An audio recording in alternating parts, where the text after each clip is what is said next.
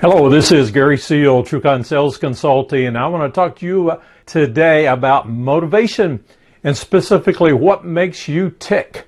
When do you know and how do you get into the zone? Because the hero today is you. You are the hero. Now, the problem is we're always looking for higher productivity. We may be frustrated with some of our job tasks. We may not be seeing the results that we want. However, we know that if we can work in our zone, then we can be a lot more productive. Matter of fact, you probably know that we're all inherently different. If you had brothers and sisters growing up, you knew that they looked a little bit like you. They were in the same environment, they have the same parents, same socioeconomic area. However, they really were different than you. And why is that? There's just some raw talent there, some things that they came gifted with, things you came gifted with that makes you uniquely different. The issue there is it's raw.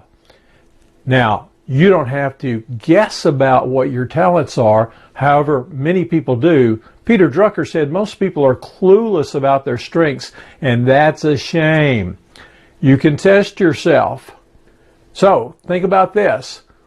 When do you feel the most fulfilled? When does time fly by? It's when, if you're designing something, are you solving problems? Are you teaching others? Are you assembling something? Are you selling something to others? That gives you a little clue. However, I think there are ways that we can find out much more specifically. I would highly encourage you to take the DISC tests. Go to Tony Robbins' website and look for his DISC test. There's some cost associated with it, but you will not be disappointed in the results that you get. That will give you a platform for launching forward. Now, I'm going to recommend 3 books that you read and take their cloud-based test. First one is Strengths Finders by Tom Rath. Rath gives you 5 top individual strengths out of 34 different schemes. Then move forward to the book, Now Discover Your Strengths, where they amplify on those 34 strengths and help you understand how you can capitalize on what you're innately gifted with. And then move forward to the book, Stand Out by Buckingham. Buckingham provides 2 top personality strengths, and those things help you narrow your focus, which is important. All these books have significant insights about your strengths. Now, let's go back to our original question. What is motivation? Webster says motivation is something that incites you to action, an internal desire that you can develop into a talent. And develop is the key word.